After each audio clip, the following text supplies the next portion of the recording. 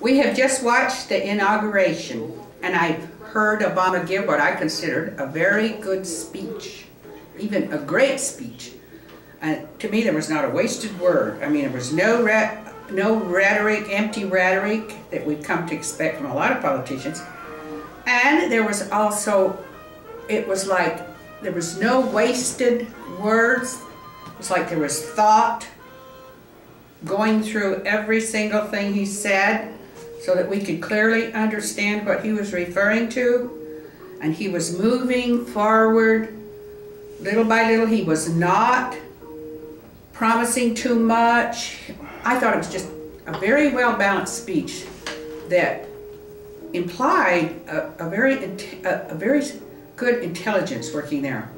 So I think we're lucky. We're lucky to have a candidate. So how come you didn't vote for him? Well, I'll tell you why. Because there we go. I have been a Democrat for years, but whenever the party comes up with a candidate whose beliefs I cannot countenance, Wait a minute. And the Republican Party... Did you vote for Clinton? Comes up. Yes, I did. I voted for him twice. Did you vote for Jimmy Carter?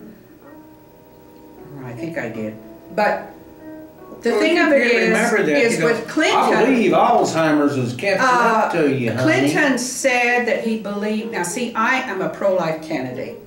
And I don't like it You're not a candidate for anything.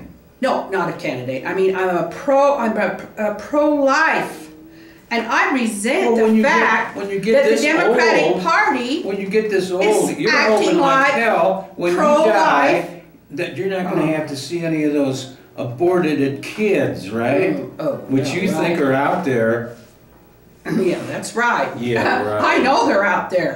If we survive death, they're going to survive death. They're all going to be there. Right. And we miss... Well, guess what? Maybe they don't. Yeah, oh yeah. Yeah, they go away, but we don't. We live on. Well, maybe we won't have things just to the dead ever since you were, what, 5 years old? Maybe we won't have it over there just like we want it. Or we I don't talk to the dead. You talk to the dead. But anyway... I had to cross over, vote for the Republican when the Democratic Party made me a pro-life person feel unwelcome in the party.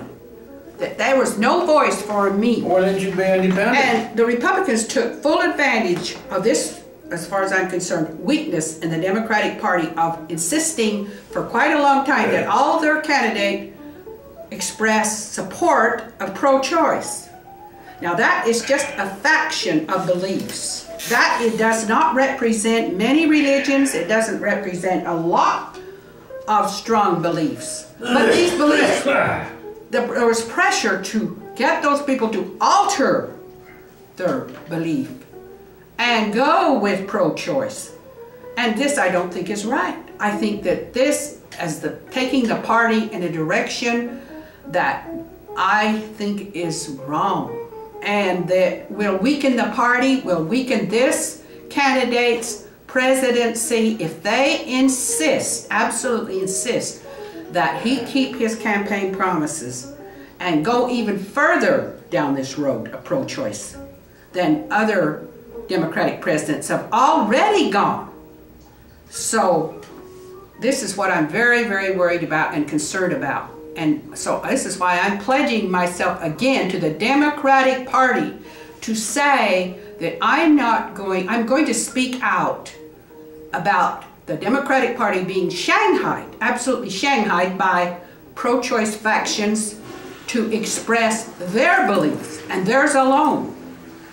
It's like pro-life people, Democrats are not welcome.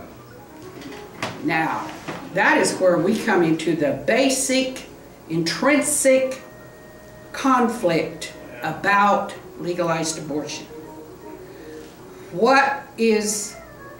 How does this square with a belief in God? How can you talk about, we'll go forth under God, and then go say, well, we don't believe in God? Because I doubt if anyone can stand and say, I believe in God, and I believe in abortion. The two just don't seem to go together. So, I'm going to be very interested in what Obama proceeds to do when it comes to legalized abortion. I have no doubt that he can handle every other problem that comes his way well, but that one. Because the Democrats have been so fanatical about this belief that I think that is going to be his big problem, because he will risk alienation from some Democrat leaders if he goes against them. He will be called reneging on his promises.